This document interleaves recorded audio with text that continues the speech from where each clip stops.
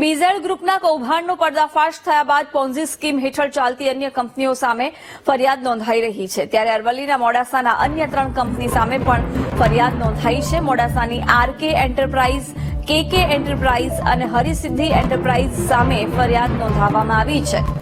RK એન્ટરપ્રાઇઝના Harpalsinh અને હરિસિદ્ધ એન્ટરપ્રાઇઝના અજયસિંહ સામે ગુનો દાખલ કરાયો છે, તો કેકે એન્ટરપ્રાઇઝના સીઈઓ સામે પણ ગુનો દાખલ કરાયો છે. આ કંપનીઓ લોકોને 5 થી 30% જેટલા ઊંચા વળતરની લાલચ આપી રોકાણ કરાવતી હતી. કંપનીઓએ 50 કરોડથી વધુ રૂપિયાનું કૌભાંડ આચર્યું હોવાની આશંકા છે.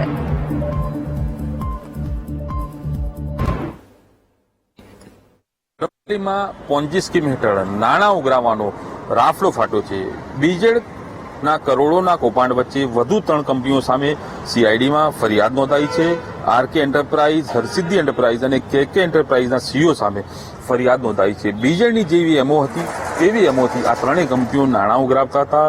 સીઆઈડી ગાંધીનગર દ્વારા આ 3 લોકો સામે ફરિયાદ દાખલ થઈ છે. છેલ્લા 3 દિવસથી આ તમામ કંપનીઓ છે એના ઉપર ખંભાતી તાળા લાગ્યા છે. સીઆઈડી ક્રાઇમ દ્વારા ફરિયાદ નોંધી વધુ તપાસ હાથ ધરાઈ છે. કેમેરામેન નાજીમની સાથે તસ્લીમ સુથાર, વીટીવી, મોડાસા.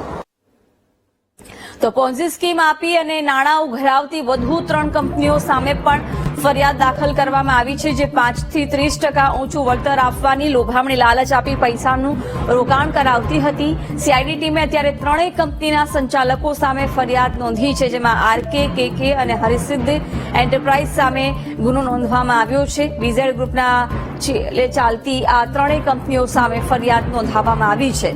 પોન્ઝી સ્કીમ આપી અને લોકો પાસેથી નાણાં પડાવવામાં આવતા હતા.